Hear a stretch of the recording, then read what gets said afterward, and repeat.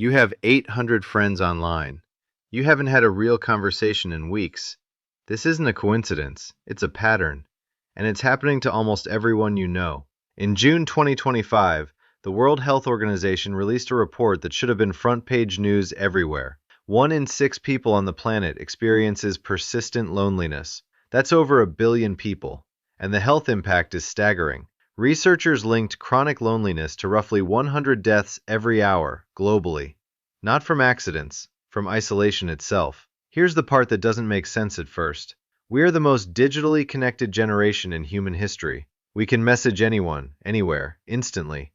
And yet, surveys keep finding the same thing. The more connected we look on screens, the more disconnected we feel in real life. Researchers have a name for what's happening to friendships in America. They call it the Friendship Recession. In 1990, the average man had about 6 close friends. Today, that number has been cut in half. For young adults, it's worse. One study found that 61% of people aged 18 to 25 report experiencing serious loneliness. 18 to 25, the years that used to be the most socially active of a person's entire life. So what changed? It's not that people stopped wanting connection. It's that the connection got replaced. A phone call became a text became a like became a notification you don't even read anymore. Each step feels easier. Each step is actually less. Here's why this matters more than people realize. Humans evolved in small tribes. Your nervous system still expects face-to-face contact, eye contact, tone of voice, touch, shared physical space. These send signals to your brain that say, you are safe, you belong. A text message doesn't send that signal. A like doesn't send that signal. Your brain can tell the difference, even if you can't. So you can be replying to messages all day, and your body still registers it as isolation. This creates a strange experience. You feel busy. You feel in touch. But underneath, your nervous system is quietly starving. And loneliness doesn't just feel bad. It behaves like a physical threat.